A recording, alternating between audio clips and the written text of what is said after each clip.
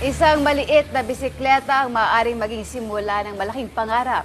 Ito ang layunin ng Run Bike Racing na nagbubukas sa pagkakataon para sa mga batang Pilipino na maabot balang araw ang iba't ibang international tournaments.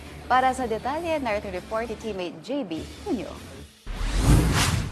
Patuloy na pinapalawak ng Kick2 Pedal o K2P Run Bike Racing Philippines ang Run Bike Racing bilang unang hakbang ng mga batang atleta tungo sa mas mataas na antas ng pagbibisikleta. Isa sa mga hakbang ito ang katatapos lamang na karera ng Pilipinas International Race sa Taguig City na naglayong bigyan ng world-class experience ang mga kabataang manlalaro. Ayon kay Hinato, higit pa sa pagtuturo ng pagbibisikleta, layunin din ng sport na hikayatin ng mga bata na mamuhay ng aktibo at malayo sa labis na paggamit ng mga gadget. Bukod pa rito, nagbibigay rin ang Run Bike ng matibay na pundasyon para sa mga kabataang nagnanais pumasok sa BMX, triathlon at iba pang cycling disciplines sa hinaharap. Ibinahagi rin ng mga magulang ng mga champion run bike racers na nagiging daan ng sport upang maihanda ang mga bata sa mas mataas na antas ng kompetisyon habang nakakabuo rin ng mahahalagang karanasan bilang pamilya. Sa kasalukuyan, nakatutok ang K2P sa mga susunod na international races sa Thailand ngayong Agosto. Kasunod ang mga kompetisyon sa Setyembre at Nobyembre, habang nakaplano rin ang pagpapalawak ng mga run bike events sa Mindanao upang mas maraming kabataan ang maabot ng sport. JB Junio para sa Atletang Pilipino,